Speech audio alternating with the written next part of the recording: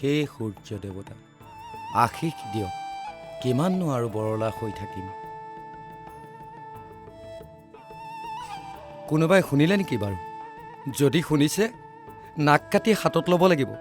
এইখন অভয়াপুৰ হয়, ইয়াত চব অংক কাকো গণনা কৰি কৰি কৰে।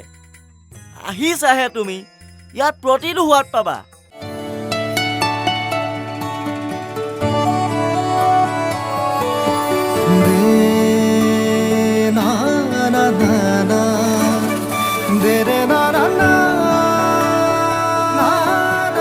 শুনাচোন ভাইটি, কোনটো ফালৰ পৰা মোক ভাইটি যেন লাগিছে? পিছফালৰ পৰা। কি? মানে আগফালৰ পৰা নেদেখিলো যে, ল'ৰা বুলিয়ে ভাবিছিলো। সেইকাৰণে আগফাল পিছফাল চাইহে কথা ক'ব লাগে। কেলা লাজেই পালো।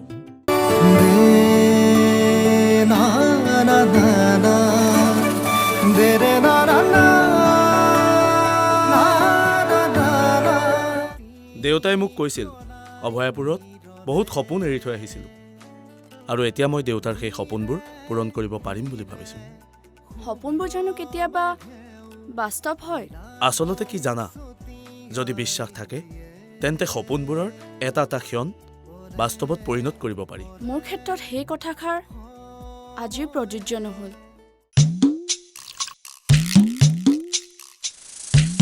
আমাৰ ফালেও মন কাণ কৰিলে ভাল হয়।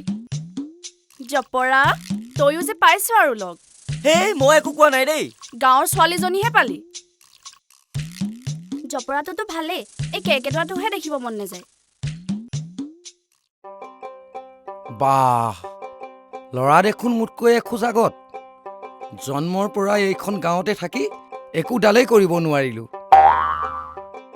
ভাগ্যত খালি চোতালখনে দিলে, তাকো কৰকৰীয়া মৰা।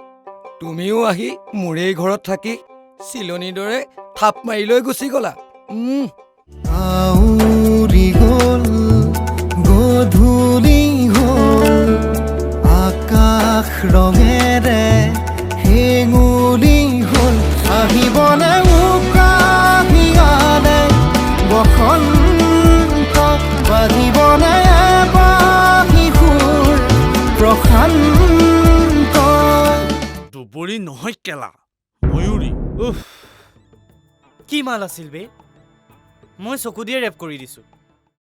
দে না না না না, দে ৰে